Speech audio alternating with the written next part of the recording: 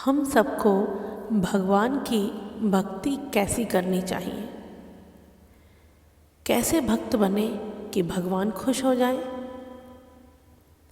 बहुत सारे लोगों के मन में चलता होगा, लेकिन बहुत सारे लोग ऐसे भी हैं जो कहते हैं कि मैंने तो इतनी पूजा करी, इतने व्रत रखे, कितना मैं दिन रात पाठ करती थी, लेकिन मेरे संग तो ऐसा हो गया। भगवान सुनते ही नहीं हैं। ऐसा भक्त बिल्कुल नहीं होना चाहिए, क्योंकि जो भी हमें मिलता है हमारे कर्मों के अनुसार ही हमें मिलता है। इसमें भगवान का कोई दोष नहीं होता। अगर ये बात सब समझ जाए तो भगवान को सब बहुत प्रेम करेंगे और अपने कर्म को सुधारेंगे, क्योंकि कर्म ही प्रधान है।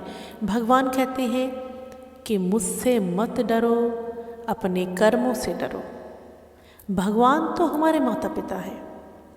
तो हाँ, हम ये कह रहे थे कि हमको भक्ति कैसी करनी चाहिए। तो चलिए मैं आपको एक कहानी के ज़रिए बताती हूँ। एक राजा था। राजा के सेवा में एक नया सेवक नियुक्त हुआ। राजा बहुत ही विद्वान था।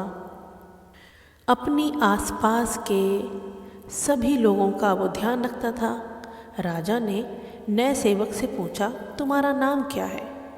तो सेवक ने उत्तर दिया, आपको जिस नाम से अच्छा लगे आप बुला लीजिए, वो ही मुझे अच्छा लगेगा। राजा ने पूछा कि तुम्हें क्या खाना है? तो सेवक ने बोला, आप जो देंगे मैं उसे बहुत ही प्रेम से खा लूँगा। राजा सुन के बहुत हैरान हो गया।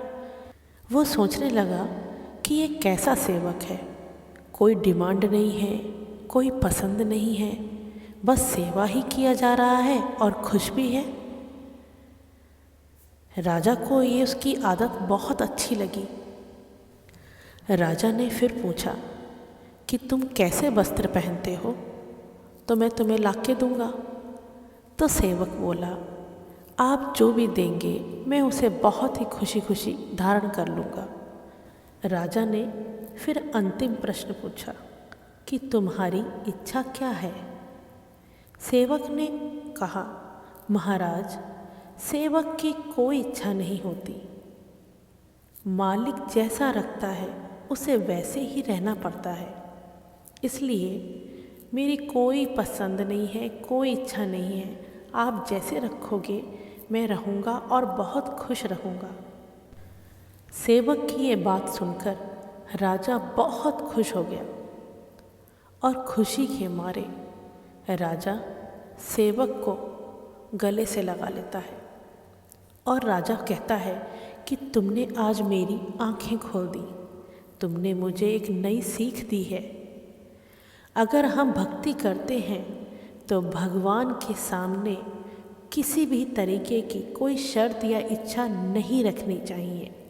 तुमने मुझे बता दिया कि भगवान के भक्त को कैसा होना चाहिए।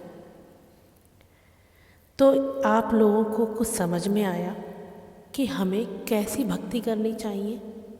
भगवान की कोई गलती नहीं है।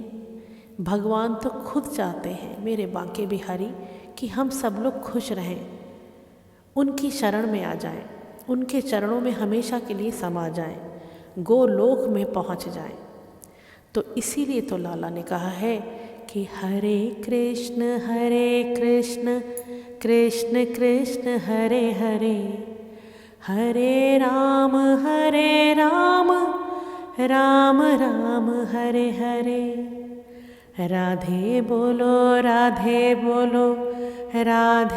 राधे बोलो, लाला के चरणों में हमेशा के लिए समा जाओ।